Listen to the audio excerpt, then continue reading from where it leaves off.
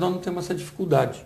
Eu queria que o senhor passasse para o telespectador qual foi a mudança de paradigma, se foi só a urna eletrônica ou se foi uma conjunção de fatores que levaram a esse processo. Hoje a gente tem eleições praticamente todas apuradas no mesmo dia, as pessoas ficam sabendo, olha, o presidente da República é o fulano, é a fulana, o governador é esse ou é aquele, instantaneamente.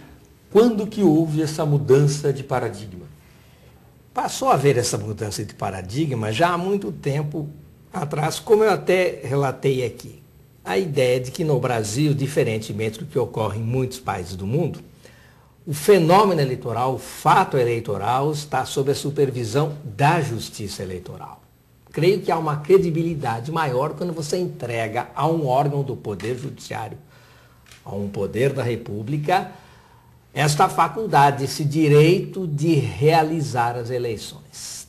Este é um fator importante para que a justiça eleitoral no Brasil seja mais acreditada do que em muitos países. E o segundo, de fato, mais modernamente, foi a introdução da urna eletrônica. Agora vamos ter, inclusive, a urna biométrica, cada vez mais segura. E quanto à segurança, embora haja um ou outro crítico pontual, o Supremo acabou de fazer um concurso para verificar quem seria capaz de burlar a urna eletrônica ou a verdade da urna eletrônica e ninguém conseguiu. Então, a mudança de paradigma veio, primeiro, mais anteriormente, com a ideia de entregar o fenômeno eleitoral à justiça. E segundo, com a introdução, de fato, da urna eletrônica, que foi alguma coisa que espantou o mundo, vamos assim dizer. Nós recebemos constantemente, quando digo nós, digo a Justiça Eleitoral, principalmente o TSE, mas o TRE de São Paulo recebe delegações de países à procura dessa tecnologia da urna eletrônica. É uma característica nossa, eu tenho perguntado por que nos demais países não se implantou como se faz no Brasil e não tenho obtido uma resposta. Não sei exatamente por que não se adotou tudo que se faz no Brasil em determinados países ou nos demais países. Mas muita coisa está sendo exportada pelo Brasil.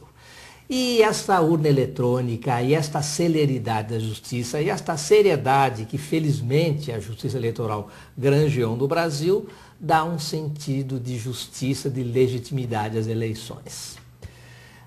Esta apuração rápida tem uma grande vantagem, isto é, aquela ansiedade, aquela desconfiança desaparece logo.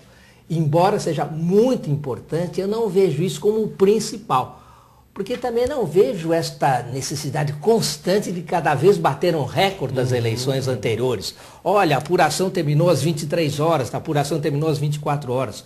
Não é tão importante que haja esta celeridade absoluta e levar isto a um valor máximo. O importante é que haja a apuração correta no menor tempo possível. Mas esta ideia de querer vencer sempre o passado e vamos bater o nosso marco do ano anterior, apurar mais rapidamente.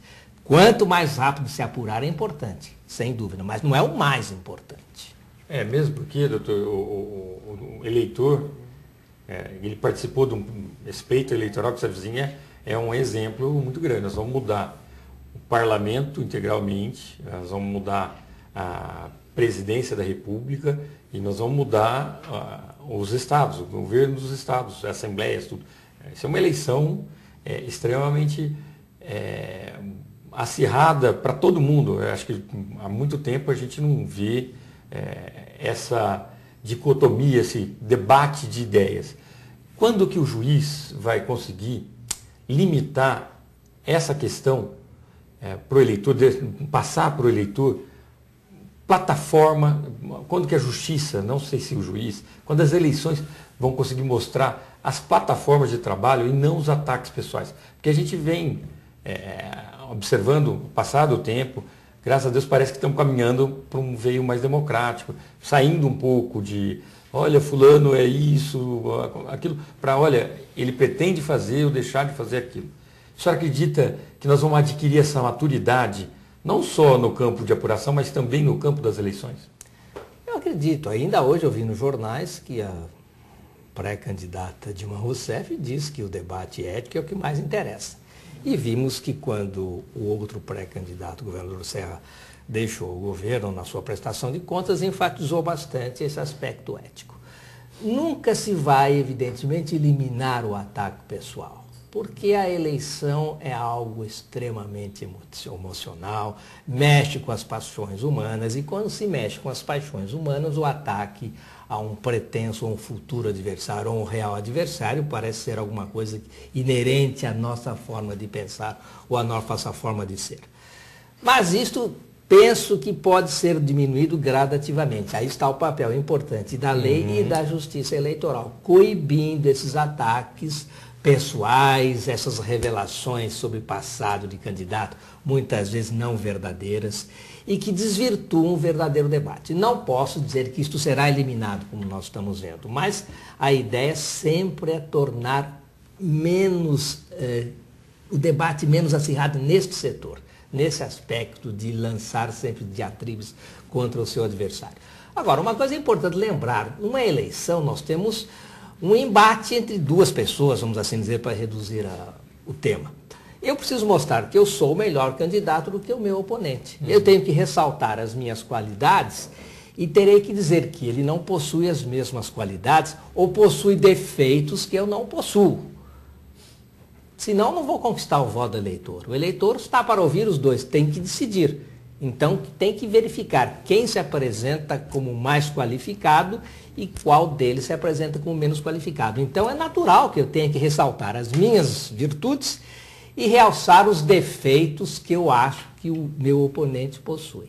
Isto é essencial no debate eleitoral. O eleitor tem que ter todas essas informações para poder decidir sobre o seu voto. E o papel da imprensa, Dr. Walter? Porque qual é o limite? Como é que a gente vai estabelecer limite do que o eleitor tem direito de ser informado pelos meios de comunicação e o que ele não tem? Qual é o limite entre a censura e a liberdade de informação? É muito difícil muitas vezes, né? Uma situação tênue, vamos dizer, está sob um fio da navalha.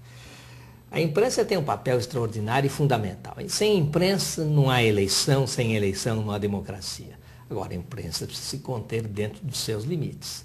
A liberdade de pensamento é um valor exponencial. Aliás, há quem diga que a liberdade de expressão de pensamento é o principal valor de uma democracia. E a imprensa está para fazer valer este principal valor da democracia. Mas se conter nos limites da lei. É preciso que o jornalista conheça a lei. E é uma coisa que às vezes lamento. O jornalista parece que às vezes não conhece a lei eleitoral. No afã de expressar a sua forma de pensar, ou de apoiar este ou aquele candidato, porque a imprensa pode fazer isso, afinal de contas, sobretudo os jornais, que são empresas privadas, podem perfeitamente ter um candidato.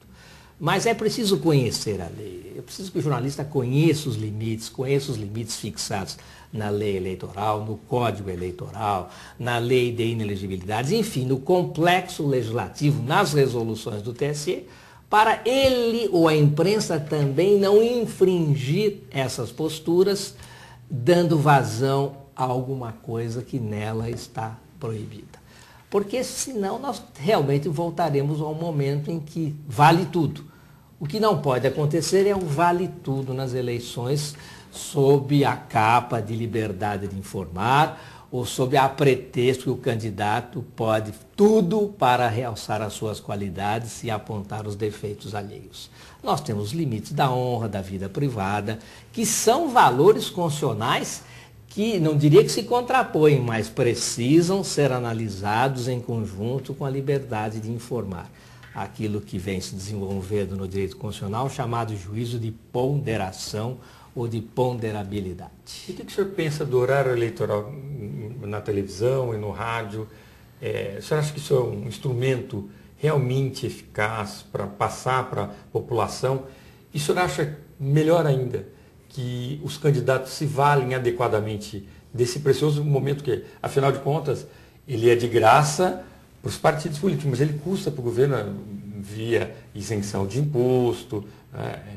Como é que o senhor analisa essa figura, que às vezes muitas pessoas, puxa vida, começa o horário eleitoral novo, vai me atrapalhar o jornal, ou me atrapalhar a novela. Mas não é um momento muito importante para a democracia, para ele se informar? É verdade, eu não vou dizer que eu mesmo não mude de